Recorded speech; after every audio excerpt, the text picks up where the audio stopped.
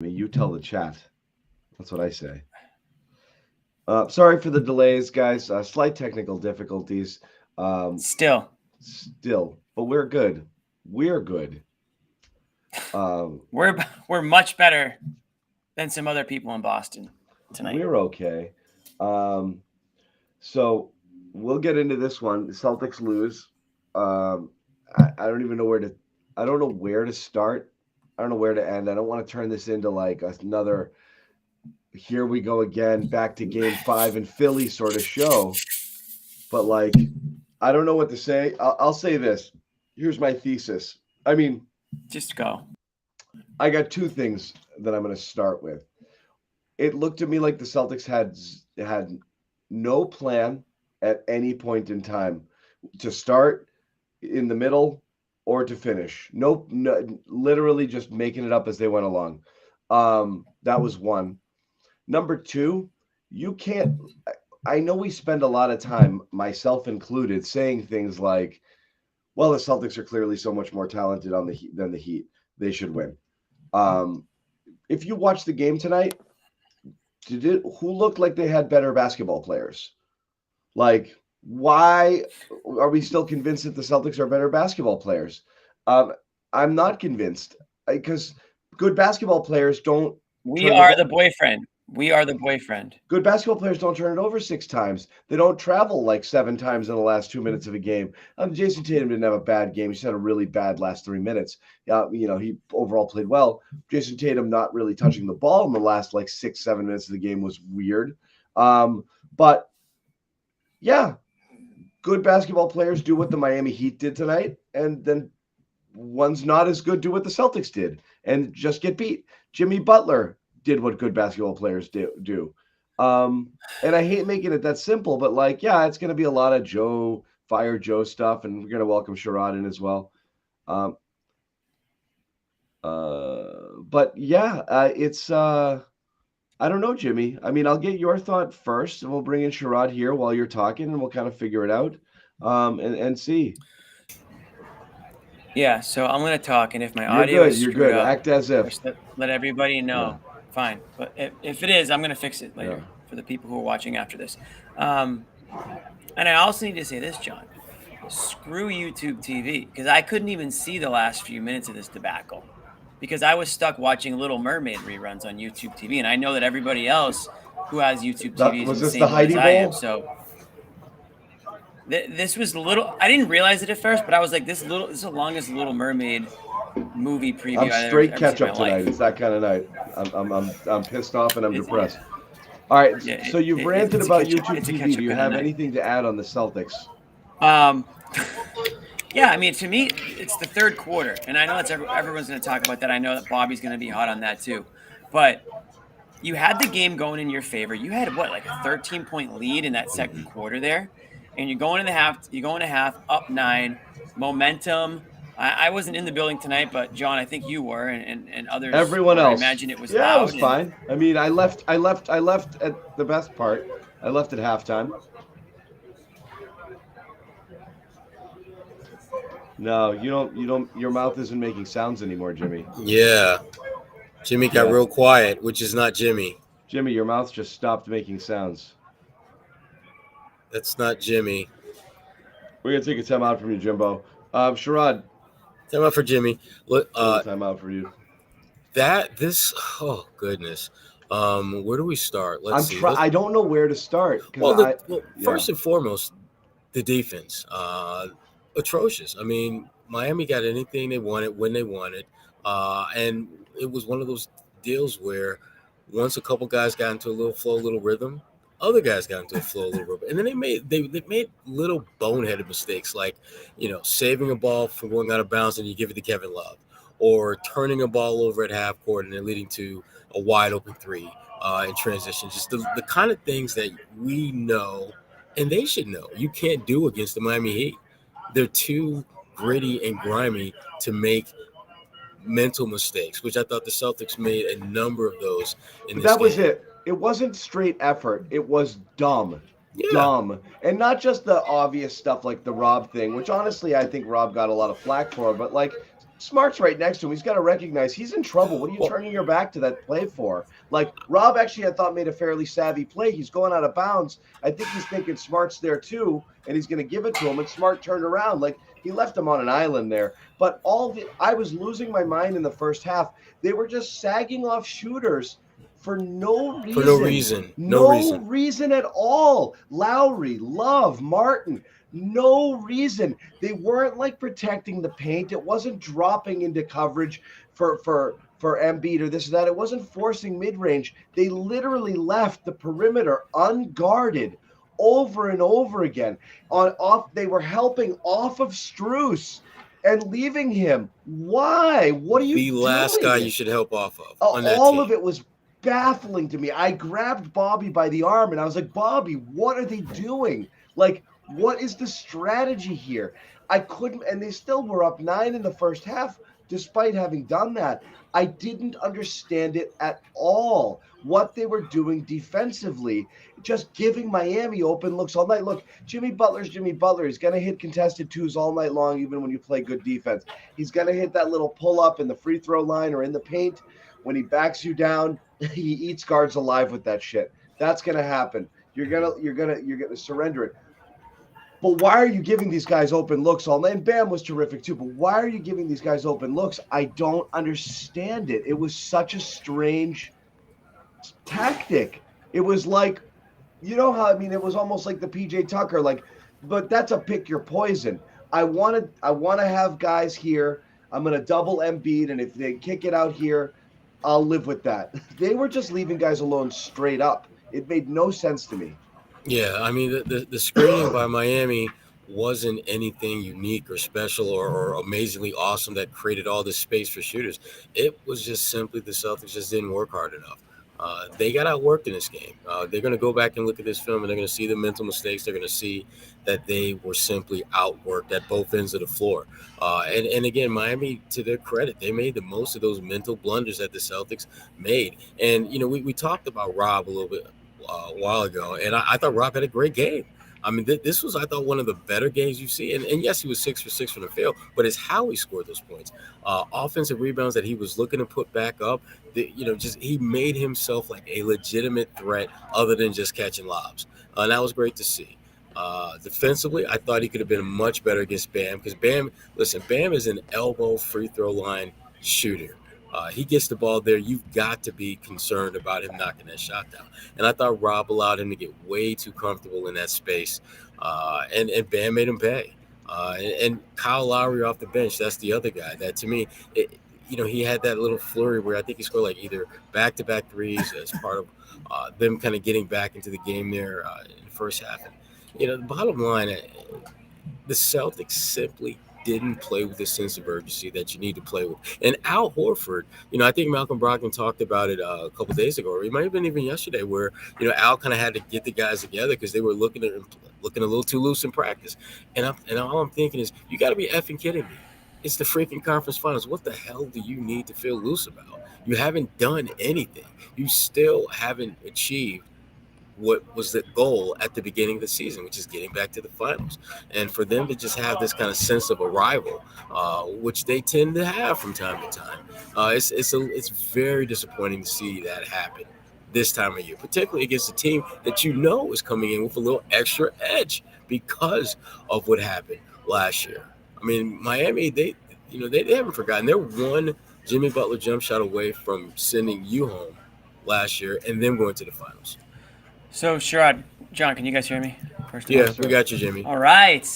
What I was saying before I was rudely cut off by myself, to me, it's that third quarter, Sherrod, and it kind of goes back to the entitlement. It almost felt like they thought they were just going to come out in the second half and ride that wave, and the 9-point lead was going to go to 18, and the Heat were going to lay down their swords. Not so fast. You gave up 46 freaking points to the Heat. A team that had one of the worst offenses all year. These guys could barely scratch and claw to get above 100 points. And by the way, they're out there without one of their leading scorers in Tyler Hero, who averaged 20 points a year for them. It wasn't like they lost him 6 months ago and made a trade to make up for his loss. These guys should be scratching and clawing to get to 110. Never mind 46 in one quarter and 123 in the game. If you're the Boston Celtics, you just need to play okay. You just need to play solid on the defensive end, and you should be able to limit these guys. And you can just shoot 40%, from three, below 50% from the field, and you should be able to hit. And you guys should be able to beat these guys. So to let the Heat score over 50% from three, it's disappointing. I feel like an idiot, even though I usually do anyway, so it shouldn't be a big deal. But we sound stupid because just last night we're talking about, is this the same team? Is this the Celtics? Have they changed? Is Jason Tatum different? Should they roll over the Heat? Yes, yes, yes, and yes. And then they come out and they do exactly, the things that we've seen them do in the past, which is come out flat, play inconsistent, act like they've been there before, not get back on the defensive end. They just let the Heat outrun them and outwork them in that third quarter. I mean, the Heat were just getting out on the break and just getting behind them defensively. I think the third quarter, Jimmy, highlighted what really was a problem throughout in the first half in spurts. I think just the third quarter was just a culmination of the Celtics simply not meeting the moment. I mean, Miami is a gritty, grimy team, but they're also a team that, like most NBA teams, if you leave enough shooters open long enough, they're going to start knocking down some shots. They had 16 made threes in this game, shot better than 50% from three-point range. Celtics had 6 fewer threes and shot less than 40%. Most games, you're not going to beat a team when they make more threes than you and shoot a higher percentage than you and just basically play the game that they wanted to play. I mean, the Celtics, to me, this felt like a game where offense was an expectation, defense was optional. Because 116 points in the playoffs for a team that's supposed to be built on defense should be enough to win. And when you look at their numbers from the field, I mean, the Celtics shot almost as good as Miami. They shot like 52% from the field, but they couldn't make threes, and they missed a bunch of, I thought, momentum-shifting free throws, the kind that would have put a little bit more pressure on Miami to execute in their half-court set. And when they missed those free throws, the Celtics, they shot themselves in the foot repeatedly in this game. And I still think that this is going to be a long series. It's still going to be a 6-7 game series, but this is a game where if you're the Celtics, it feels like Philly all over again. Yeah, you can't. But go ahead, John. No, this is where it keeps coming back. Is they did a lot wrong. But I'm baffled by the game plan. I don't understand what game it. Plan? Look, what I'm saying is you went double big. Okay, do you know how many minutes these guys played together? No. Tell us. 9. Okay. 9. So you didn't really go double big. Okay. You know why? You know why they did that? In those 9 minutes, the offensive rating was 90. The defensive rating was 140. Those are both really, really, really bad. So is that an Al problem? It was look. We went back and forth. If we did the preview show today, I might have said a totally different series of things. I've been all over the map on what I thought here. I thought double big was horrible. I talked myself into it yesterday. Apparently, they realized pretty friggin' quickly it was horrible. So they stopped. You know what's funny about that, John? They came out and Rob Williams had they were a minus 50 net rating with the double big in the 9 minutes they played. But the first few minutes of that game, I didn't see a problem with it. They were getting robbed at the rim. I wasn't like, oh my God, double big, it's horrible right now. I mean, maybe I missed something, but it didn't seem to me like it was a huge problem. I don't know why they got away from it as much as they did. I thought Rob was having a solid game tonight. They were looking for him for once. They had lobs at the rim for him. Marcus Smart and him seemed to be on the same wavelength on a number of plays. So I didn't really think, get this double big lineup out of here. That just wasn't something that went through my mind. I mean, if the numbers tell me otherwise, then fine, I guess. But yeah, that's a little surprising to me. So Rob was a minus 14. Rob was part of almost every defensive grouping that had a shit net rating in this game, or defensive rating in this game. It went bad. They got a few lobs out of Rob, defensively it was bad because they were letting shooters all over the place. They weren't rotating very well. It wasn't very good. It was not a good Rob game defensively. He didn't do much to do what he normally does. And this was the fear in this series. You can't let him play free safety as much in this type of series. And he was the solo big for a lot of his minutes because they didn't play the two together because I think Joe didn't like it. So So we're talking about strategy. They had that problem to start. Okay. Mm-hmm. Then what does Joe like to do more than anything else? Shoot not call timeouts. Oh, I'm sorry. Fine. Doesn't call a timeout. I mean, the greatest thing, Joe doesn't call a timeout the entire third quarter, which is mind blowing. Mind blowing. But the threes, what happens with the threes? They shoot very few of them. So if that's Joe's literally like his everything, how do they go out there and not have a game plan to be able to move it and put shooters on the floor and shoot more threes? They didn't do that either. Then in the fourth quarter, when Jason Tatum comes back in the game, which I thought was a minute or two too late, I thought they were pushing their luck there. I think he should have had about a minute and a half rest to start the fourth and then play. They're down. You can't mess around there. They waited 4 minutes to get him in. Then he came in. They didn't do anything. Then he played off ball.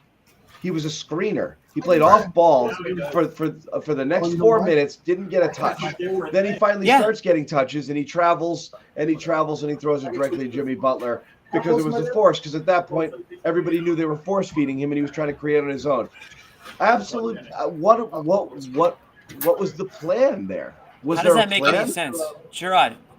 Answer me this. Fresh off a 50-plus point performance, they take the ball out of his hands. He gets 5 shots up in the second half. A guy that couldn't miss the game before. How is that? How does make it make sense to me? I mean, John, you just spelled it out. Right. You put it in Jalen's hands, and he's just literally just batting it all over the place. Then his hand explodes again. This is still a thing? Apparently. He got rolled on. The whole team got rolled on, Jimmy. They got their asses kicked in every sense of the word. What was the plan tonight? I don't understand what their plan was. As I'm watching this game unfold, I have just this icky feeling that, and I don't understand why this is, the sense of urgency that their leader, Joe Mazzulla, needs to have wasn't there. He did not coach like a coach who's coaching with a sense of urgency. When you're the timeout situation now, that's been a season-long narrative. Can't be the leader, Sherrod. What bothered me more than anything in this game was the fact that they never went to matchups that were working. Jaylen Brown, again, Jaylen is so much better when he's playing off the ball and you get him the ball with about 7-8 seconds on the shot clock and let him exploit whoever he's matched up with. They didn't do that. And Miami, go back and look at this game, a lot of their attacks came off of Rob's poor defense because Bam would get the ball, and if Rob gave him a shot, he'd take it. And if Rob sort of, kind of, but not really defended him, he would just keep it moving. They were able to take advantage of Rob's inability to really make Bam uncomfortable because Bam, I mean, he had 5 assists, but man, he made a lot of hockey assist type plays in this game, and you can't allow him to do that. You just can't. I thought the idea going in early on, it looked like they were trying to make Bam work a little bit on defense with Rob getting touches other than lob dunks. I thought it was a great strategy, but they never augmented that with the kind of balanced scoring attack that you got to have to beat a team like Miami. And that defense, they never ratcheted that defense up. Ever. No urgency, no dog. Even when they're going to the floor late because they're like, I guess I have to. Like, just not playing.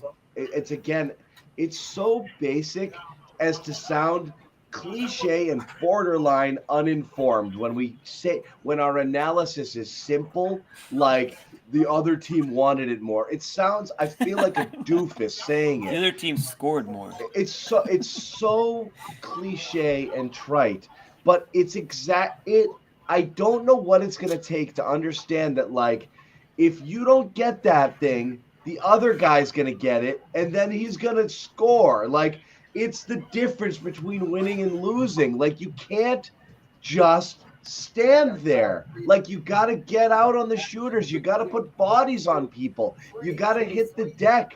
You have to keep your head like on all the time. It's so basic, but like it requires all of that at the bare minimum just to walk on the court. Like, it's so basic. It's the playoffs. You have a shot at the finals. Lack of urgency or lack of focus is baffling to me. I can't understand it. How is your head not screwed on straight? You're not second-year players, okay? You've done this over and over again. You know what it takes. It's a choice. Do it or don't. It's so weird to me to watch it. I know, and I feel your pain, John, because I feel the same thing when I see weird. Like the cliche, like, oh, they just wanted it more, or you know what I mean? Like I don't know. And at this stage, again, it at sounds this stage dumb, in this, right? well, especially it does, but especially at this stage of the season, because it's like, how could you not want it, right? There's no way to measure who wants it more by just the eye test, and that's why I throw half the stats out the window sometimes, because I can just see out there who's engaged, you know, who's on point out there, who's running up and down the court, who's not committing dumb errors or not, you know, allowing the Heat to go backdoor on you like on consistent plays. And again, I go back to that third quarter. It just felt like whatever was said in that locker room at halftime, man, it sure as hell felt like whatever the Spoelstra message was, or whatever his X's and O's, you know, talk was, it definitely hit the nail on the head in the Miami locker room. And in Boston, I'm not so sure. I don't know. Maybe they were a little too loose in the locker room at halftime too, because they got punched in the mouth in that third quarter. And when you give a team, listen, the Celtics, you know, on paper, are certainly a more talented team than the Miami Heat. But when you put the Heat in a situation like they were in the fourth quarter, they're not stupid. They're not silly. They're not going to make dumb mistakes. You give a guy like Butler the lead and a head coach like Spoelstra the lead. They've got veterans on that team that are going to protect that lead as best they can and play within themselves and play team basketball and not try to go into hero mode and not try to do too much and not make stupid turnovers. And that's exactly what the Heat are. You know, the Heat aren't going to beat themselves. Let's put it that way. And I feel like the Celtics can beat themselves. And that's kind of what I felt like we saw tonight in the second half. Well, the Credit Celtics to the Heat. Credit to the Heat, of course. I mean, I'm not saying the Celtics, you know, just screwed up and allowed the Heat to win. The Heat punched them in the mouth. And that's the type of team they are. They're a physical team, and they're led by the guy up top, you know, Jimmy Butler. They play like he plays. And when you're the Celtics, if you're playing like, you know, Tatum and Brown were playing tonight, then you're playing a little sloppy, you're playing a little slow. You're playing not to even score if you're Tatum, because he didn't even really have that many scoring opportunities in the second half, especially in the fourth quarter. And you run to this. And I also give a shout out to Bam Adebayo tonight. He was aggressive as hell out there on the offensive end. And they're going to need him to be, because, again, they don't have all those options. They got help from Kyle Lowry tonight, who was hitting threes like it was, you know, 10 years ago in Toronto. They're having their guys step up. I didn't see that tonight on the Celtics side. Yeah, but I mean, here's the thing. You talk about executing late. I mean, Miami went 3 minutes without scoring, and you couldn't capitalize on that. They went 3 minutes without scoring at the 5-minute mark.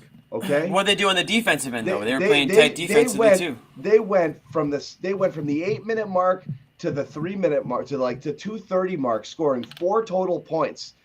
That's who they are.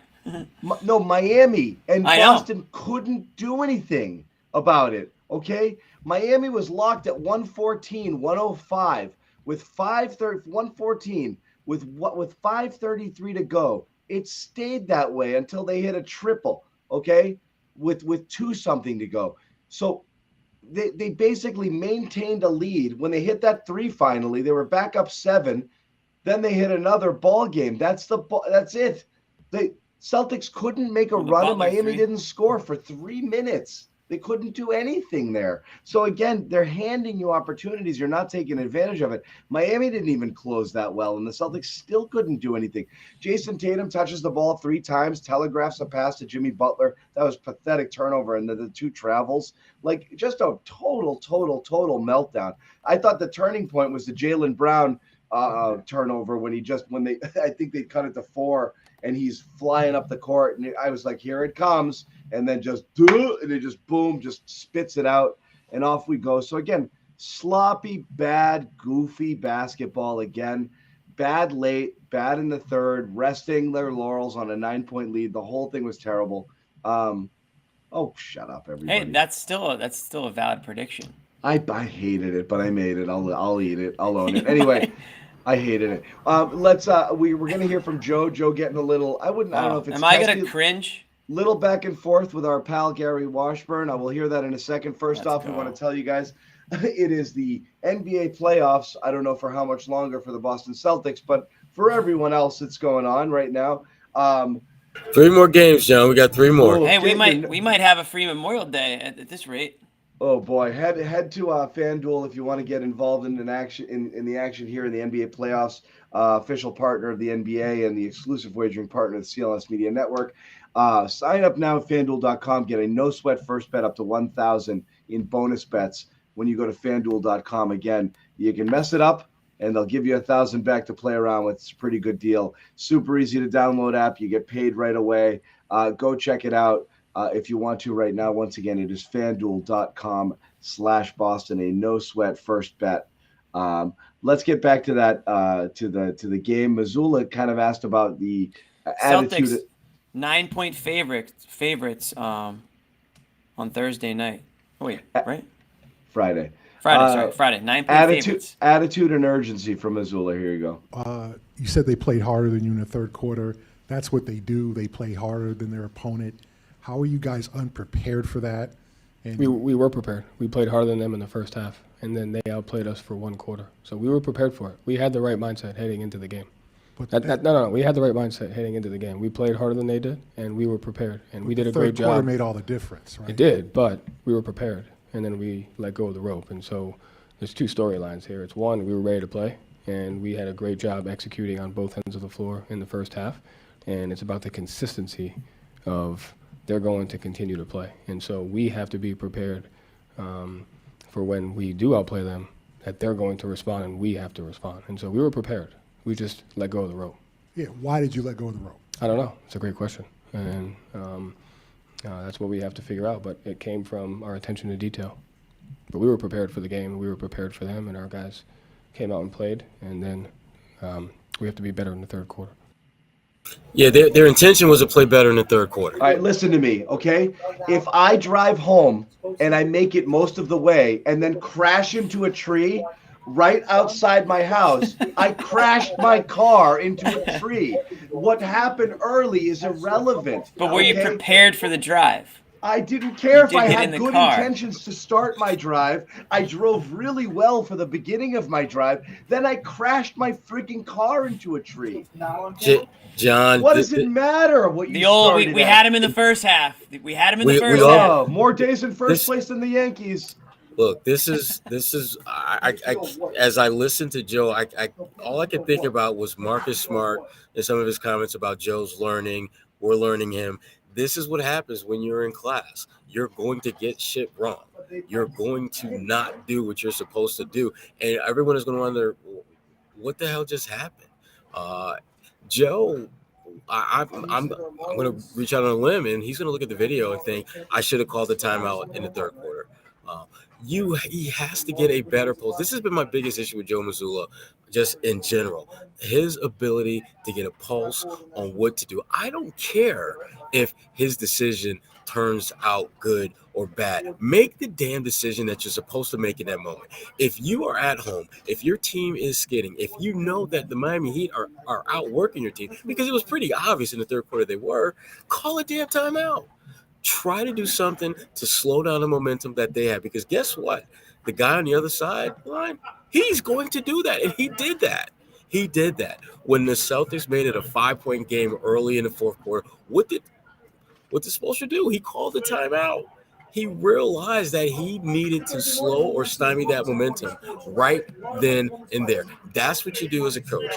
And it's frustrating to see Mazzulla keep making this one particular mistake over and over and over again. It's literally the biggest flaw he has as a coach, is recognizing when he needs to slow the momentum that the other team is building.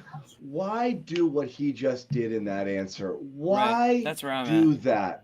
Because Why? he's in his feelings. Just He's in- Exactly, grow, Sherrod. dude, grow up, man. Don't get in these petulant back and forths. You just got it handed to you on your home court, and you absolutely collapsed in the third quarter. Just make it about that. Just own it. Why? I thought it was great. I thought we were great. Why? Yes, somebody's got to coach this guy how to do this stuff. It just sounds dumb. Well, sometimes, John, the message that you have in the locker room to your guys has to be different than the one that you have for us. I mean, if you want to tell your guys that, hey, guys, you guys were great in the first half, we just got to do that a little bit longer than you did it tonight. That's okay for them. But for your fan base, for the media, no. It sounds like bullshit. Did you see how he had no answer for the actual question, which was what Gary was but getting what happened at? when you absolutely fell apart? That's I don't know. Question. I don't know. So he just made Gary's point, and like you guys said, like you're just nitpicking at words here. Like everyone knew what Gary was getting at with the question, and at the end of the day, if the goal is to win the game, then it doesn't matter how you came out. You have to be prepared to play 4 quarters, not just 2, and say, oh, we played harder for them in 2. Okay, well, they worked you right out of the gates in the second half. So why did that happen? Like how can you prevent that from happening in the future? What can you point to as the head coach? You know your team better than anybody does. You should be able to point to, okay, well, maybe this went south a little bit sooner than it should have, or maybe we didn't have the right mentality coming out of this timeout, or maybe whatever it is. Like that's what we're looking for when we ask questions like that. We're not looking for a back and forth, and I'm sure Gary isn't looking for that either. He's just asking the question so that he can write informative articles and explain what went wrong and why they weren't prepared. He's not trying to nitpick. At what point did you go from prepared to unprepared? So yeah, that's super annoying to me as well. I don't know if the follow-up there is like, so when it was clearly not going well, what did you do? Right. Like, what did you do said, I don't know, point basically. to fix it? Like, I don't know what was going on. Well, do you think maybe if you stopped play for a minute and talked to your guys, you could have gotten answers about what was going on, or maybe told them, let's do something else? It's a very strange thing to kind of almost just watch it as a blur and just have it happen. And then afterwards be like, I don't even know what happened there. Like, that's the accountability aspect of it. People are expecting you to have the answers, not just to that question, but to what happened there. That's kind of the point. When Gary's asking you that, Joe, he's kind of saying, why didn't you kind of get involved a little bit in this? Like what's going on? How did that happen? And how did you let it happen? And like, he's not asking because he just wants to write a story. Like everyone at home wants to know what happened there. And it's even if he doesn't have the answer right on the spot like that, it's also about the delivery. Like when you put that sort of like, when you come off that way in a press conference after a loss like that, it tells me that maybe you don't have control of not only your emotions, but maybe what's going on in the locker room. It kind of tells me that like you might be a little overwhelmed by what just happened, and that's how you're. Like that's not a normal interaction between 2 adults, is it? I mean, in your day-to-day experience at work, you don't have interactions like that with people. So to me, I mean, unless you're having a really bad day or unless you're overwhelmed or if something went wrong. So it's like, I don't like to see that from somebody in a position of power. I mean, if you're a leader, like Sherrod mentioned earlier, and your players watch a back and forth like that, do they now feel like they can talk to people like that, or they can react that way, or they can have that sort of emotion? Everyone understands being emotional after a loss, and maybe he needs a few more minutes to cool down before he gets onto the podium. I don't know what it is, but you need to be a little bit more cool, calm, and collected, and that will reflect in how your team plays too, because as they say, attitude reflects leadership. So, to see the head coach sort of acting like that way, it kind of makes you wonder, okay, like how much control does he have over things? That's kind of where I'm at with it. I mean, when you talk about that is fair. When you talk about the control dynamic, Jimmy, you have to get control over your shit before you can control your team, and get a pulse for what they need. And again, this is one of the concerns that you obviously have when you have a coach who was in a very clear role as an assistant that wasn't near the front of the line. There's a learning curve that he's clearly going through in the playoffs. And there are things that he's not going to get right. And I get that. He's like all of us. He's imperfect, and I totally get that. But at some point, when you get to this stage of the game, you can't lean on that. Well, he's just kind of figuring things out. Oh, hell no. You need to know. You need to know. And the things that we're talking about are some really the kind of things that as a head coach, you should have a better pulse for those things. If you're getting your ass kicked in the third quarter and your lead is gone, try to slow it down. I don't think it's rocket science to think if you're on the short end of a run, what are you supposed to do as a coach? You want to stop it. And shot taking is not the way to necessarily do that. This is a frustrating loss, I think, for a lot of us. Just because Miami and Jimmy, to your point, Jimmy, Miami played a really good game. They simply took what the defense gave them. But damn it, why did you give them so much? And why didn't you try to stop giving them so much? I don't get it. This is a baffling one. Is it PTSD, Sherrod? Is it flashbacks to the bubble? Is it flashbacks to, Big Bad Butler, bullying his way around the court, and some of these younger guys all of a sudden are sucking their thumbs in the corner? I don't know. I don't know what it is, because I didn't see any alphas on that Celtics team tonight like I saw and spurts against that Sixers series. Well, this is a game where once you, and we've talked about this before, coaching matters in the playoffs more than people think, more than people give it credit for. It's not a coincidence that you see more coaches get fired after the playoffs than they do during the regular season, even though the season is 6, 7, 8 times as long. Because this is when it matters. This is when whatever your strengths are, whatever your weaknesses are as a coach, just like it is for players, you're going to get exposed. And Joe got exposed in game 1. Now, can he figure out a way to move on from game 1 and make better decisions and put the team in better position to win? Yeah, he can do that for game 2. But that's not going to make up for the fact that they once again have put themselves in a hole that they didn't really have to. If they would have just made the just logical steps and decisions to give themselves a chance. A chance is right, because you're right, Sherrod. I agree. Miami played well. They didn't give themselves a chance by just simply not executing and not doing some of the little things and some of the right things, just playing bad basketball. They just played bad, dumb basketball too often. But you got to give Miami credit, because they're not going to beat themselves. They'll let you beat them. They're not. Yourself. I said earlier, and it's all, it's exactly right, Jimmy. It's like old Patriots sort of stuff. Like, Yep. Okay, fine. Dink and dunk it up the field, and I dare you not to turn it over or take a sack or do something like that, And did you call them the Patriots earlier this year? I think you did. I don't know, maybe. I feel like you did. You called the Heat that.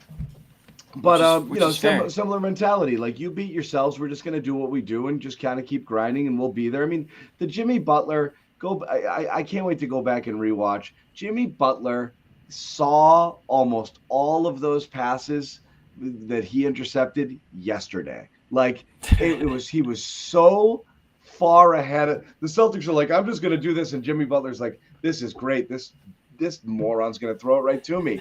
And he was right there. It wasn't like a hustle steal. He's like, oh, here it comes. Here it is. Thank you. Yeah, he's already thinking about the next play. Yeah, he's already moved on to the next play. I mean, just miles ahead of you.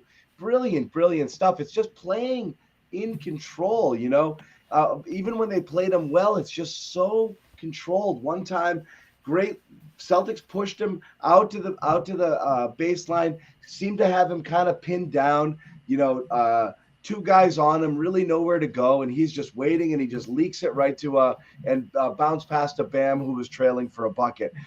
Beautiful little slip pass, and he had it the whole way. It's like, you see, you've seen what Celtics do in that situation. Force it, jump up in the air, not know what to do, pass it to no one. Mm-hmm. I mean, it's just the game moves slower for some people, and Jimmy Butler's just one of those guys. He just sees it more clearly. When everything's going crazy, he's incredibly in control. And you saw the Celtics not that way. You saw Jason Tatum jumping in the air and realizing I can't shoot this three and having to land. I mean, that's just bad situational awareness. Driving into nowhere land, I mean, it's just out of control, forced stuff that those guys don't do that the Celtics do. And it just is, it's hard to watch because you've seen it so many freaking times, And again, just broken record stuff at this point. Facts, my dog. Facts, dog.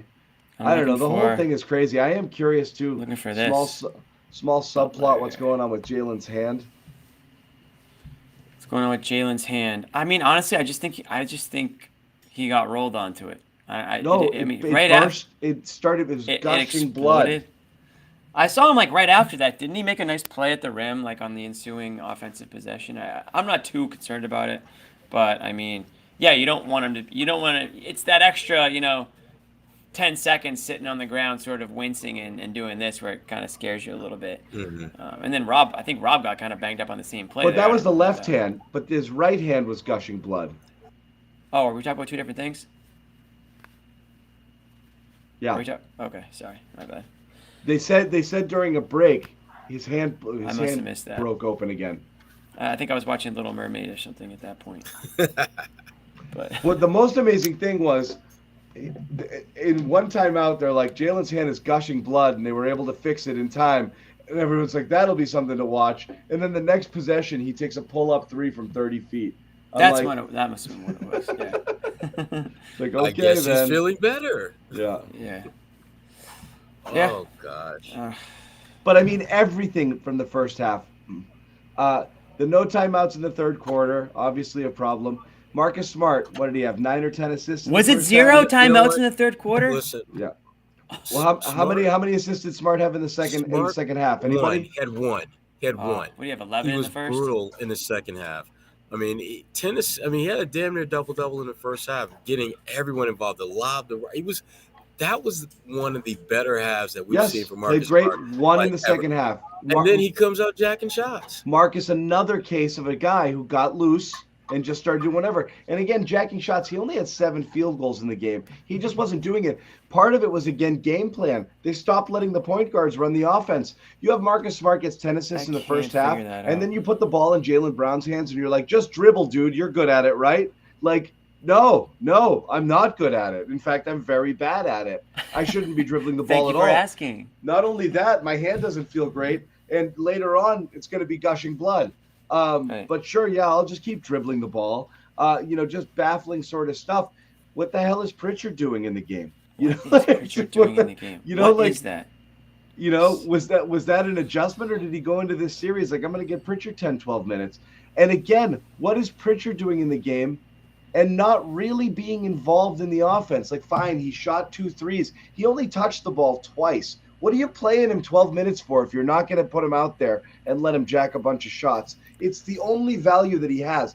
If Pritchard plays 12 minutes, he should have 6 or 7 shots. No joke, because that's what he's out there to do. That's it. And you're right. And the Heat wisely, ran pick and roll to get him matched up with Jimmy Butler.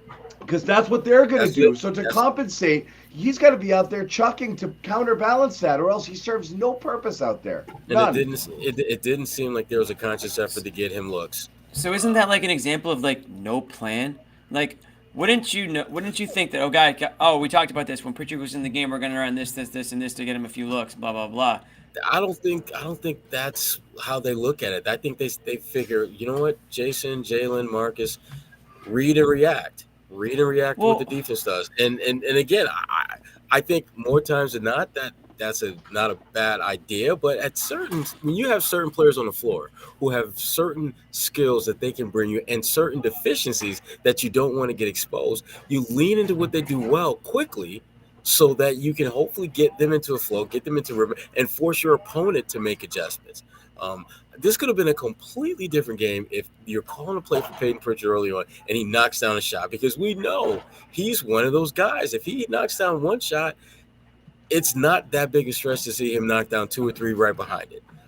And there just never seemed to be any type of conscious effort to get him free to get shots off. He got 1 or 2 shots. I think Pritchard had He got 2 shots off, 2 threes. One was a corner 3 that I think it was like late in the shot clock, and the other one, he just missed it, but because it was contested. But you have to be better about making it the most of having a guy who's a specialist on the floor, and they didn't. It was one of the many things that they did not do well in this game. They didn't get Pritchard enough shots clearly, but guys, we haven't really talked about this a whole lot either.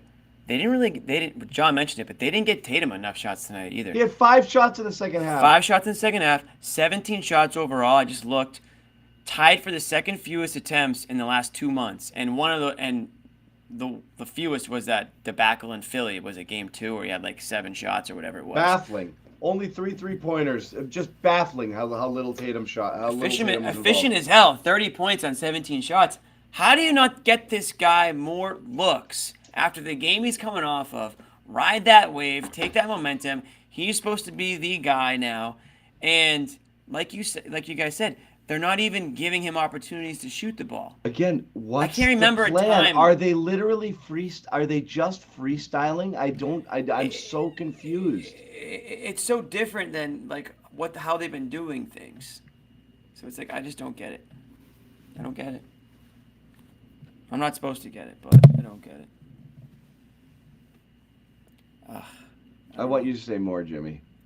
No, I mean that was my only point was on Tatum. I mean the Tatum stuff stands out to me. I mean I'm not gonna Pritchard not getting the shots. I understand the point is that why is he in the game if he's not getting shots, but why is Tatum in the game if you're not trying to get him the ball and get him in situations where he can score?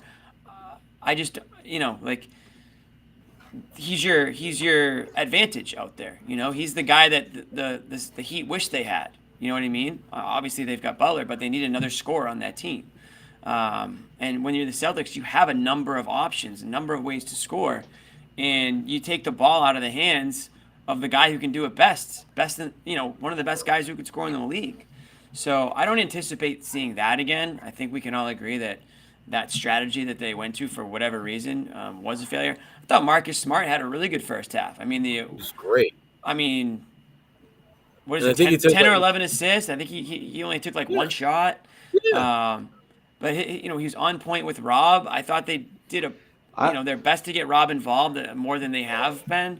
In the second half, I don't know. I mean, I'm looking at the score, and Rob was at -14. I know it had to do with that third quarter. But I just think that they just got away from the things that were working for them. And it's got to be more than, like the Heat just wanted it more. Obviously, it's more than that. But it just feels like when this team gets punched in the mouth. What it is, John, is when they get punched in the mouth, it took them an entire over a quarter to punch back. And that's in that fourth quarter when they started the fourth quarter on that 7-0 run there. And that's basically their timeout, right? I mean, I know you get a couple TV timeouts mixed in, but for Joe not to take a timeout at all in that third quarter as he's watching the tides turn and the momentum change and the Heat scored 46 points in that third quarter, and never once you said, you know what, I gotta take a timeout here. I saw something out there that I wanna talk to these guys about, or I want to make a change in the lineup before things really get out of hand. That's coaching. That's such a huge part of coaching. I know, but I'm gonna bail out Joe a little. Look, because I don't think he's blameless. I think a coach can save players from themselves from time to time. John, I'm just mentioning him on a long list of issues that I have in that third I'm listening quarter. to I'm seeing a lot of the post-game stuff come out right now. Marcus Smart said third quarter's not on Joe not calling a timeout. We got to look ourselves in the mirror, blah, blah, blah, blah. Jaylen Brown, we just came out too cool. Why? I almost fell out of my chair when I saw it. Jaylen Brown, again,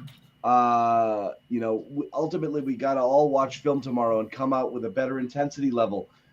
Again, how is this a thing you're still saying at this point in time? How are you saying? It's just, dude, it's Groundhog Day stuff, man. It's the same, man. And you know what? You know what it is? It's like the boy who cried wolf. It's the same thing. Nobody believes that you're going to learn. Nobody cares that, that's what you're going to say. Everyone already knows what you're going to say before you say it, and then you fall into the same habits, and we have the same post game, and we complain about the same stuff. And I didn't even want to do it because it's so repetitive. It's not even worth putting the clips up on the show. You can just find an old one. Just find an old one. This isn't even me. This is a recording from Yeah. December of last year. Yeah. Or just a random game this year. There's 10 of them. Oh man! Look at this. Sherrod's had it. I'm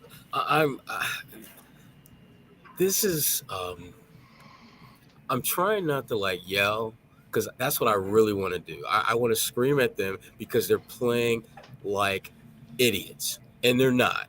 And for me, that's the frustrating part. If this was a team that had a low basketball IQ and wasn't very basketball savvy and all that, I wouldn't be the least bit bothered by what the hell we're seeing or what we've seen this year, because that's what teams with that limited intellect do. But they're not that team. They're smarter than this. They're better than this. They have been through the kind of battles in the postseason where you're wise, sage veteran shouldn't have to tell you guys, stop being so damn loose in practice. What the hell is that? At some point, they need to grow the hell up, play like grown-ass men. Otherwise, it's going to be 1, 2, 3 Cancun, just like that. Just like that. Yeah. Yeah. I mean, and I'm trying not to snap, but I really want to, because this is bullshit. This is absolute bullshit that they're putting these fans through. Wow, the professor swearing himself. Speaking of putting the fans through it, here's Jason Tatum talking about why they suck at home. Mr. Cool. This year, you can go back to last year. Home court advantage hasn't been much of an advantage. You guys have about a 500 record at home in the playoffs. Why is that not helping? Having home court advantage. I don't know. Cool. I don't know. I don't know why. You still gotta play the game. You still gotta make plays, regardless of you're home or on the way. The court is the same. It's 1 ball, 3 refs, 2 baskets. So I don't have an exact answer why we 500 at home. We just gotta be better. I feel better now. Hey, Bobby. Shit, I don't know, Bobby. What do you know? Bobby knows. Nope, I don't have you.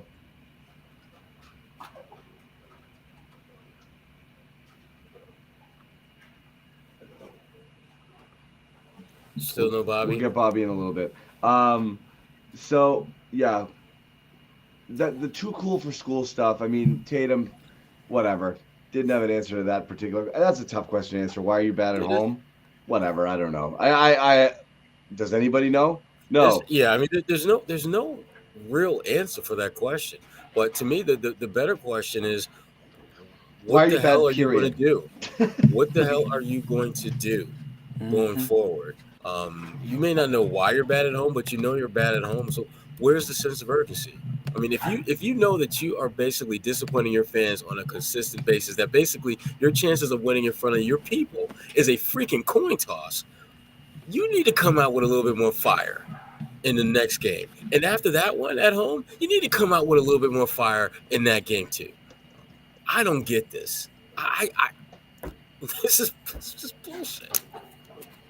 Did we lose Bobby again? We did. We're having some Wi-Fi issues, it appears. We're going to try Bobby one more time. There he is. Hi, Bobby. Hey, what's going on? There you go. You sound terrific. Bobby, what do you hear? What do you say? I'm surprised by the alignment tonight. As I said, as we were heading to post-game, I was very interested to hear about where all the different guys thought things went wrong tonight. And it came pretty much in alignment there. I'm sure you played some of the sound. They broke down defensively in the third. They felt like it was just one bad quarter out of a whole game, and they're going to try to tighten it up there. So to me, that's not what things looked like tonight. I thought things looked very disconnected for much of the game, especially much of the second half. And certainly the defensive intensity wasn't there. That's a given. But I thought there were issues offensively too. And they did mention those.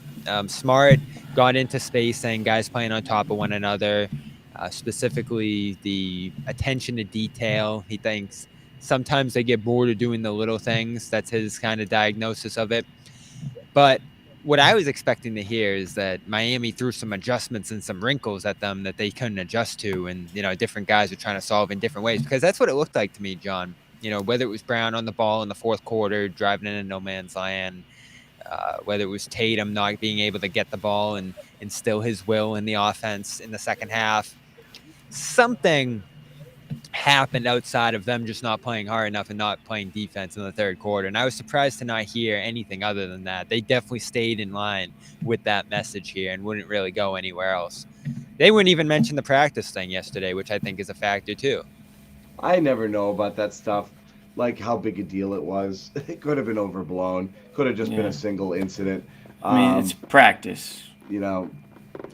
Well, you play how you practice, and how'd they play today, Jimmy? Half these guys don't ever practice. Point is, Bobby, if you talk to Joe, he said they were prepared for this game. I don't know if you saw the back and forth between him and Washburn. They were ready for this game. It was just the third quarter that they weren't ready for, apparently. Yeah, and that's why I followed up with some of the practice stuff. And he said, we won 3 out of the 4 quarters, which not the best answer. Not the best assessment of this one. Honestly, it's a stupid answer. It's it so really dumb is. Because, like, the way you... So you go up 20... The fourth quarter is useless. Yeah, so you win the first quarter by a point, you win the second quarter by a point, you win the third quarter by a point, and you get outscored by 30 in the fourth. But you had a good night? Right. Come on. With that bullshit.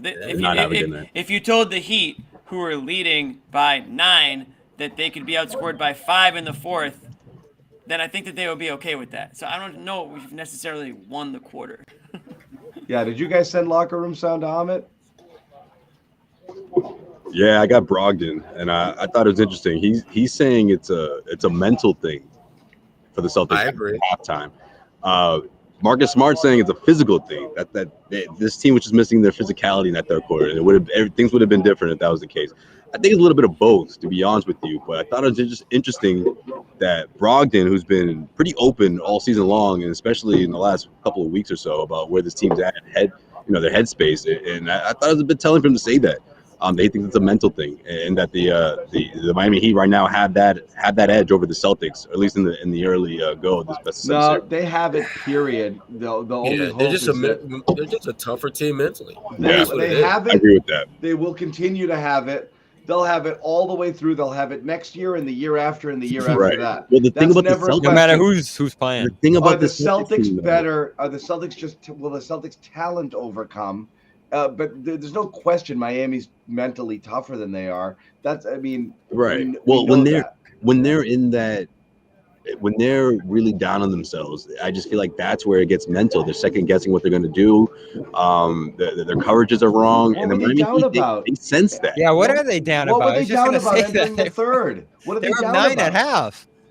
No, I mean, like when things are going bad, like when an opposing team is going on a humongous run, it's like they do one of two things. They either panic, start chucking up threes, or they try to minimize it by making these big plays that turn into turnovers, And I thought in the fourth quarter that happened again with those 2 turnovers by Jason Tatum, man. Like, that's just careless stuff, man. You have to look twice before you pass in that direction. And Jimmy Butler, that second one, it's almost like he gave it to him like he was his teammate, Like, that's the kind of stuff that the Heat are going to make you pay for it. And they know that, I just think they didn't expect it in this regard. You know what I mean? Look, four Heat players scoring 15 points. I think they were a bit overwhelmed by that. I mean, not the fact that it happened, but the way it happened. And I feel like they were trying to come back in that fourth quarter, and they were just making those mental mistakes like Jason Tatum with those 2 turnovers. I mean, that was the kind of stuff that the Miami Heat are going to go off on a huge run, and all of a sudden you're down by double digits. The effort was a big part of it, no doubt, but I don't want to understate the scheme stuff here. I mean, something was off, John. You were all over it too here at the game with the way they were helping and hedging. Killing me. Yeah, it was odd. And maybe guys were freelancing, and Joe did allude to that in terms of guys trying to make plays, and you do want some freedom to do that. But it kind of looked methodical to me, the way they were helping off guys, and they did that effectively in the Philly series. Loved the play right before halftime where Martin just killed the help, went up and under through Rob. They did a lot of that in this game, and then they got up the court quick. Those outlet passes in the early third were killers. So I don't know. I But have a so tough many time. things, Bobby. It wasn't just that. It was going to double big and abandoning it. Okay. Yeah. Having The Pritchard stuff. No one asked about playing that. playing Pritchard, but not really involving him in the offense. Yeah, he got a couple of threes off, but again, you put him out there, you want him gunning. I mean, that's the whole point of it. So what's the point? Just to get him some cardio? Like, I don't understand it.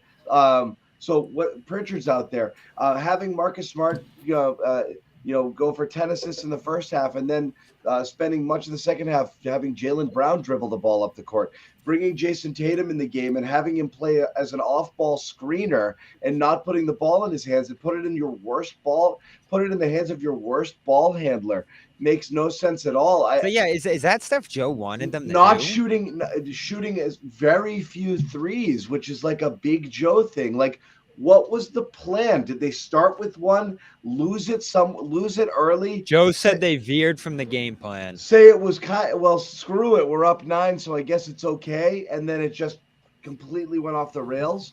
I mean, bananas to me. I mean, no clue what the Celtics were trying to do today with both their defensive coverages and on offense. None. They didn't look like a team. Nothing. Like they were just preseason game 2 trying to figure it out. It was shocking. Weird at this point in the year. Really... And that's the stuff that stands out to me, John. Yeah, Butler grabbed his own miss and hit a 3, and there were some tough offensive rebounds and scrappy plays and stuff like that. But I don't think that stuff decided the game. I think it was just the Celtics being all over the place and disconnected. Here's Marcus Smart talking about what went wrong in the third. How much of that came down to you guys needing to adjust to some things maybe they switched up at halftime?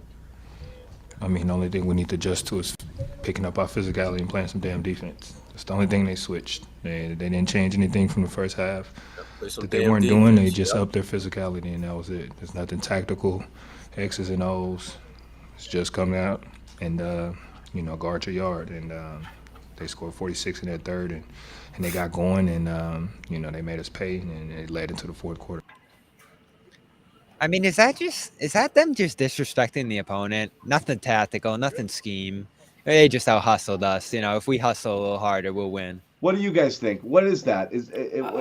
What is that? I think it's acknowledging the fact that you are not playing mentally tough enough to beat that team. Because all that stuff that Marcus is talking about, physicality, I didn't think that Miami out physical them. Miami simply got to spots quicker than they did, got to the ground, forced jump balls quicker than they did all those little things that require effort, require thought, require, frankly, giving yourself to the game and not just assuming that shit's just going to work out for you because you've got more talent. It doesn't work that way. The most talented team doesn't always win.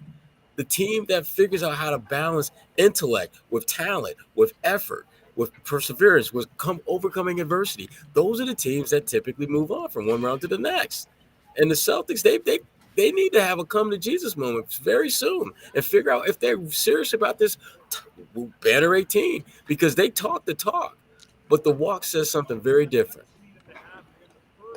Yeah, and honestly, I think I agree with Marcus Smart. It did feel like the Heat just came out with more of a purpose in that third quarter. And I just go back to some of those plays that they made on the offensive end off of their defense, quick outlet passes, cross-court passes, Kevin Love, getting in the mix. And the Celtics were just flat-footed. That's kind of how I felt watching that third quarter. It felt like they just were stunned. And you give a team like the Heat that sort of momentum, we talked about it. They're not going to beat themselves. They're going to take that. They're going to take that and run with it.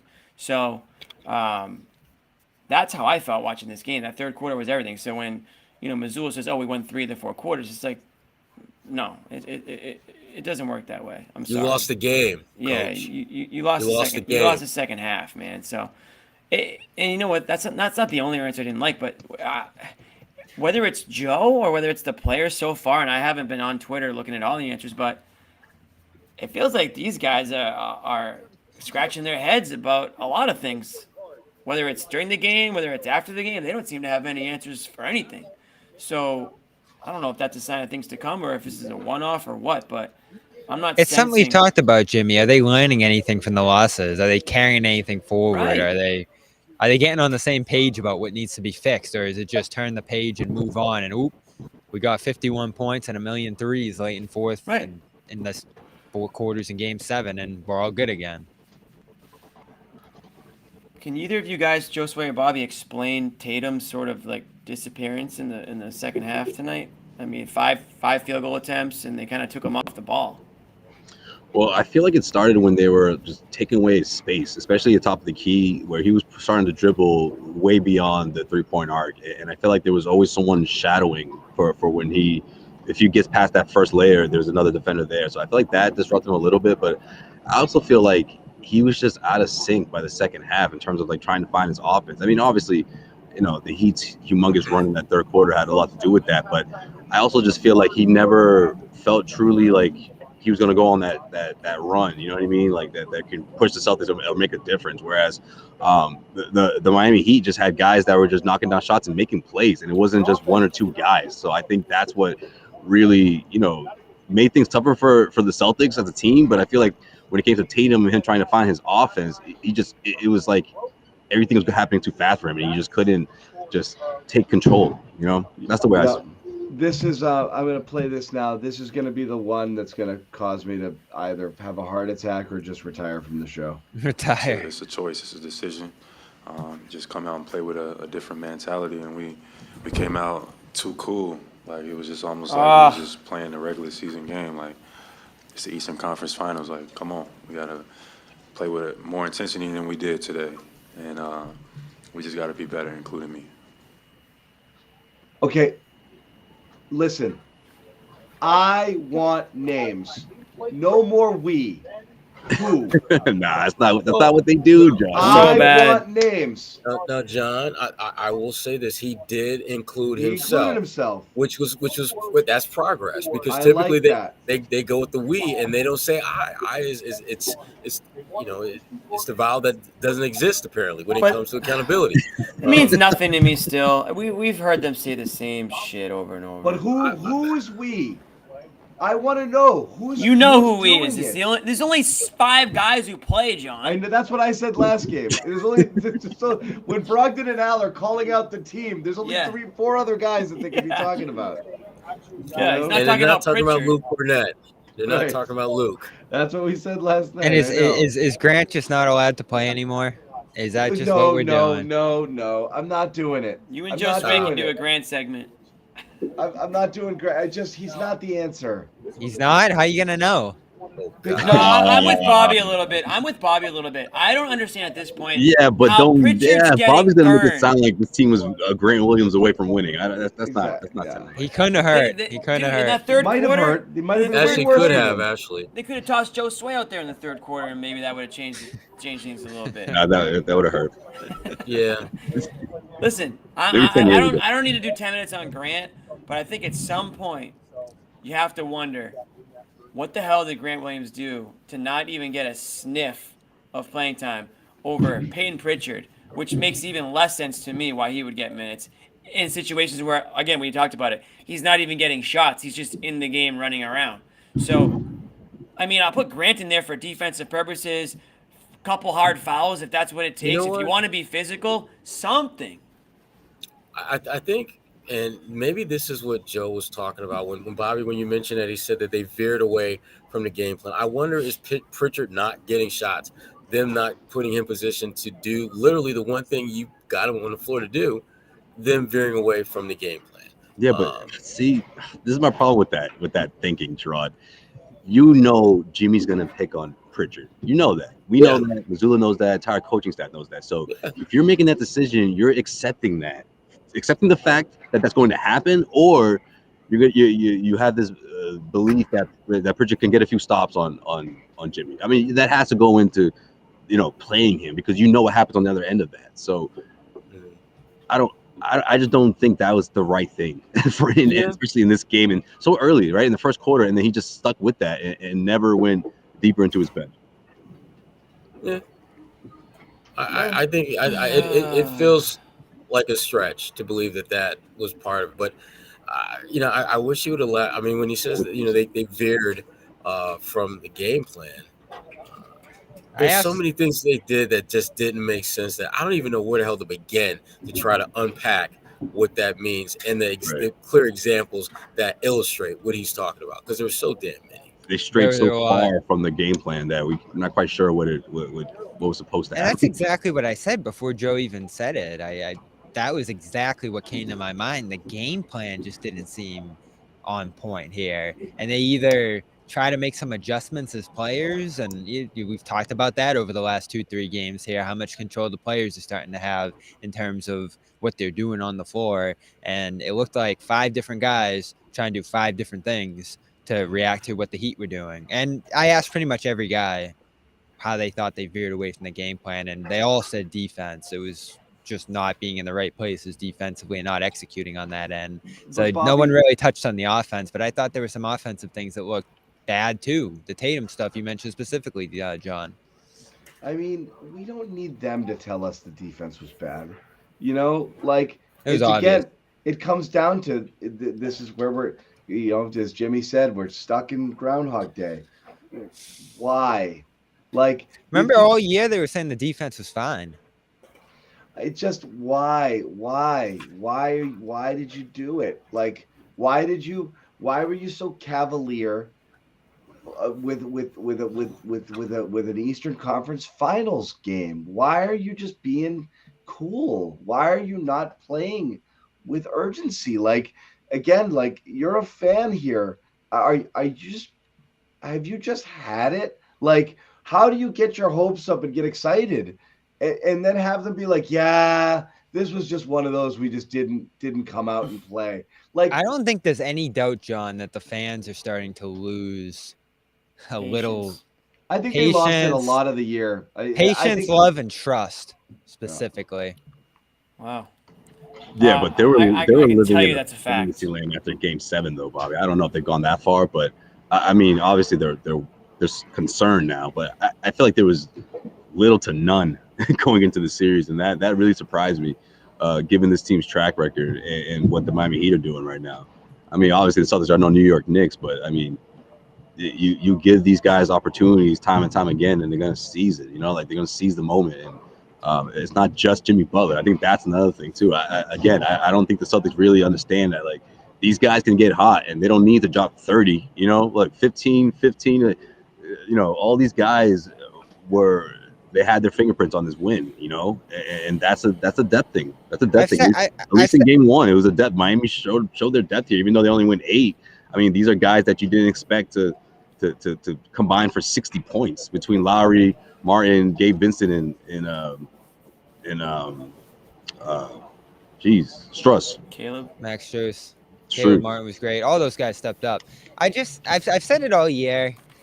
They don't seem like a championship team to me. They seem like a team that's going to fall a little bit short for reasons we talk about every other game. Other game. We've seen what champions look like. And listen, Sherrod, John, you two have seen a lot of championship teams. And what do? They come together, they solve problems, they play tough and consistent. And yes, I guess the one quality this team has is they grind their way out of tough situations.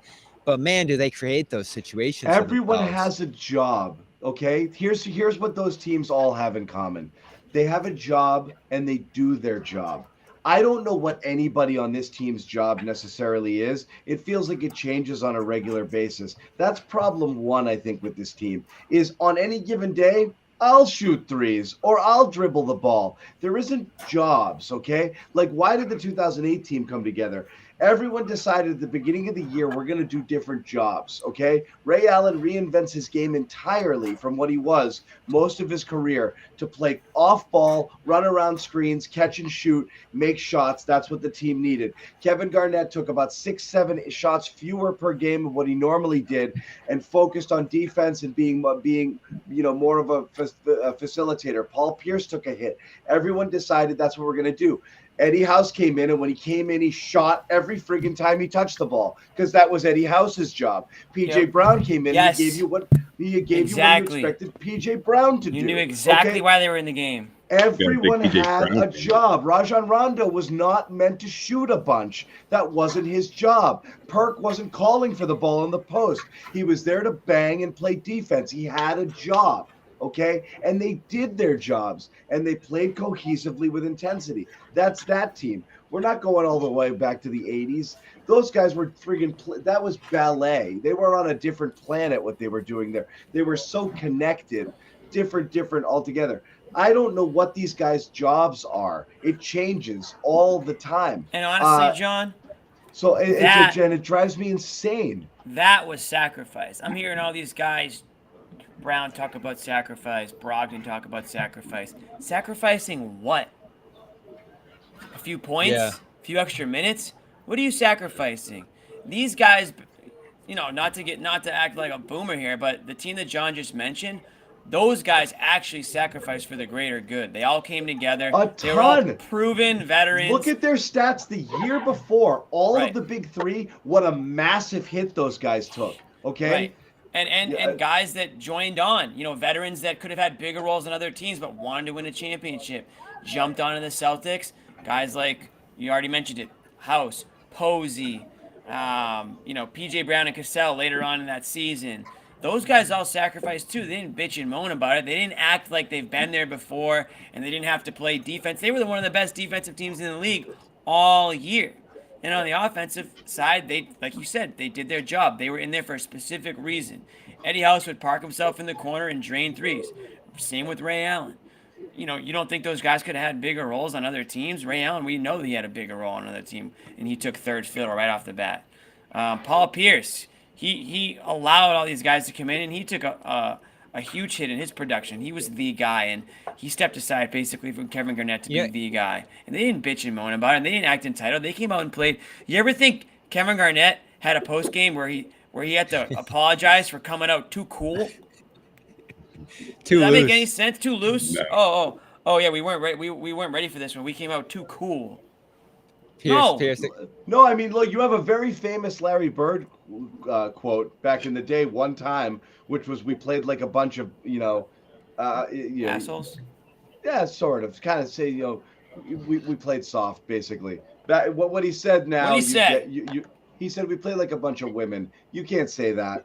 He said it back then. People played it like it was an inspiring quote. Obviously, you say something like that now. 13 years obviously, ago. You say something like that now, you're going to get your ass kicked. Right, but if you, you need context to understand. Kids nowadays would think that quote was from like the 80s or something. It's like, nah, man. Yeah, but whatever. He basically was like, we played soft, and the next day, what comes out? Kevin McHale literally almost murders Kurt Rambis. Okay, like literally tries to murder him. Okay? Oh, was that the clothesline? Yeah. So I mean, expect a clothesline on Friday night. These guys don't do that. Could you expect anybody to do that? Nah. The league won't allow you to get in there and do that. Breathe on somebody now. So no, I'm just kidding. They come out and hit a million threes. I mean, the talent's going to take over on a given night here. And the Heat, ridiculous offensive night for them. I don't know how sustainable what they did tonight on offense is. But the little thing, you're still disrespecting the Heat, huh? I mean, they shot 50% from three. Lakers. Joe praised the defense. Joe praised the way they played both ways in the first half. And I think the Heat shot 59% in the first half or something. Come on. The defense was terrible. The whole game. Yeah. The whole game. I don't know why they isolate a quarter. And, there was Alex Barth actually was sitting next to me, pulled up some commentary from Ime last year. Celtics dropped that game 1 to Miami last year in this series. And it was a similar situation. Third quarter, they scored 14 points and got outscored by about 20 in that lone quarter that they lost. And Ime said something to the effect of, it was we only lost one quarter, but that quarter stands out a little bit extra here. So I don't know. You putting a little extra heat on Joe, John. Like I said, if you guys feel bad for us, you can just send us a. I think they freelance all the time, Bobby. It's part of what they do. I think that was especially the case tonight. I don't know if it's a lack of coaching as a philosophy, which is like, I want you guys to be free, or if it's lack of coaching because it's like, I actually don't know what we should be doing. I don't know if it's because he thinks it will be most successful, way to play, but it's very clear that they can't really police themselves. So I don't really understand it as a tactic. They called one timeout in the third. Oh, they did call a timeout. Oh, really? I thought it was a TV timeout. He called it. It might have been. It's on here as a Celtics timeout. I have to take back my rant. My mistake. I thought that was a TV timeout. No, he fired off a couple in the fourth. That's when he started. One still isn't enough. I don't care. Yeah. But I don't know. I don't know, guys. I mean, Sherrod's been rubbing his temple for like 40 straight minutes. Yeah, it's one of those. Hey, and guess what? We're gonna do it again after Game 3. Sherrod had hair at the start of the second half. Had an afro. Now look at pulled it all out.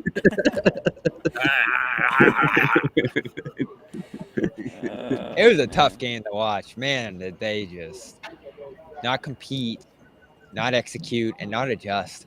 And anything they tried to adjust didn't work. But they won a quarter. They won 2 quarters. 3 quarters. They won 3 right? quarters. Yeah. I don't know. It wasn't that bad for me. Stack it up. It's like soccer. Wasn't that bad for you, Josue? No, we see this team do it so many times. I'm just like, I knew it. You know what I mean? You didn't get me this time. I knew it. I knew you guys would drop the ball either in this one or game 2. But I had my, if you look at the prediction, from the when we posted today, I had my feeling over the game 1. I was just like, they're just gonna come in fresh, brand new team. Hey. Yeah, let's do this again, and then boom, you get railroaded by a team that's nothing like Philadelphia or Atlanta for that matter. So what I said in my prediction was it was Celtics in 6, but it should be 5. But the Celtics are gonna blow. Oh, here we go. Celtics are You gonna. all made like 3 predictions. I made so many predictions. I said Celtics in 6. John's got like 4. It should be 5, but the Celtics will blow one. So I didn't think they were gonna blow game 1, but they did. So far, between you and John, I think you made every prediction except for a sweep from you. I said every prediction is out there. My prediction was Celtics in 5, but probably 7, or Heat in 6. But should be 4. No, he did get a sweep in this. He did. John nailed it so far because all 3 of those could happen still. I just remember so many Celtics fans talking about Celtics in 5. But I only said that if because Miami steals game 1, they're gonna win 4 in a row. I felt all of those emotions, and I was really having a tough time predicting this series. People part say of me almost went just all in, like, nope, not buying it. Sorry, they snuck that out against Philly, but they're gonna fall on their face. But they should win, and like they are gonna. What's gonna happen? They're gonna come out and play the best game. Like in 2 weeks in game 2, and Bobby's gonna be like, or whoever, gonna be like, oh, here we go, they're fine now. Yeah, Hauser's gonna Pritchard's gonna lead the team in scoring in game 4, all in the fourth. Game 2, all in the fourth quarter. Like it's gonna be one of those games, I think I honestly think that we've all figured this team out for a long time now. We all expect these games to happen, but it doesn't make them more fun to watch. It doesn't make them more fun to talk about. We're not stunned by what we've seen. We're all extremely frustrated. I think everybody watching this show has most likely been following the Celtics for all season long, and nobody is stunned by what they saw today. Nobody's surprised. Everyone's frustrated, and as Josue said, you kind of thought that there's a chance of this happening. You know what the Celtics are capable of. So to your guys' point, yeah, they could come out and go gangbusters in game 2 and win by 20. But it's still not going to give anybody more confidence about game 3 than if they don't do that, because we know what they're capable of on both ends of the spectrum. We know they're just as capable of losing by 20 as they are winning by 20. That's who this team is. That's who they are going into the playoffs. And we've said it all year, you build your habits in the regular season. If you're going to be inconsistent in the regular season and take games off and have lackluster performance and talk about, playing down on the opponent and not being ready, you can make the case that they are treating the Heat that way in this series, because the Heat are an 8th seed. This is exactly the team that you probably didn't want to see for that very reason. Well, yeah, that's the thing, Jimmy. That's like I was saying earlier. Like, you think these guys are looking like, oh man, Khalif just made a second three. We got to make sure. No, Right. Oh man, Kyle Lowry's warming up, or oh shit, Gabe Vincent, man, he's got a couple shots going now. Like, no, and then what happens? Those guys are wide open again, and they're not gonna miss. You know what I mean? Well, eventually they will, but like you do that so many times, and all of a sudden they don't move the needle for him. Your lead's gone. Right.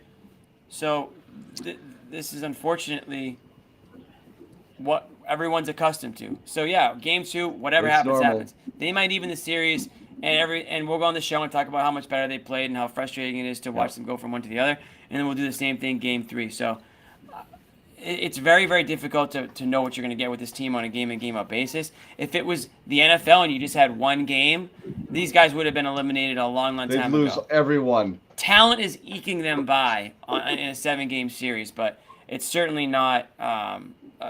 It's by no means a sure bet with these guys. We're gonna move on to final thoughts, and we're gonna wrap it heading into game 2. Like these guys, really quick. These guys would be horrible in a tournament, John. Like a NCAA style tournament. They'd be horrible. Yeah, because they wouldn't get up for the one game and then go home. But they'd be great in winning the most quarters. I'm gonna quick programming note. We're gonna do final thoughts. Quick programming note. Those of you who want to hang out and commiserate even more and keep this party going. Anybody on this stream wants to keep it going. Our friends on the First to the Floor podcast are going to bring the Thunder from down under and do a show here from Australia. Really good podcast, really great, talented guys who do their show on the CLNS Media Network. Going back to the roots, Celtics late. For those who don't know out there what CLNS stands for, what does it stand for? Celtics Late Late Night Show. We're bringing it back with our guys there who will be jumping on a live stream on our YouTube channels from Australia. Wow. As soon as this post-game show ends. So if you guys want to keep it going, you can jump on there and hang out with those guys for a little bit and hear what they have to say. Maybe it's a slightly sunnier perspective. I think it has to be. So definitely check that out. Guys, pull the panic meter out. Where are we? Red. Oh my God. Oh, I know where we are. There we are. Pointed in the right direction. I love this one though. It cracks me up. That's a good one. Even though there's only 2 of us on there.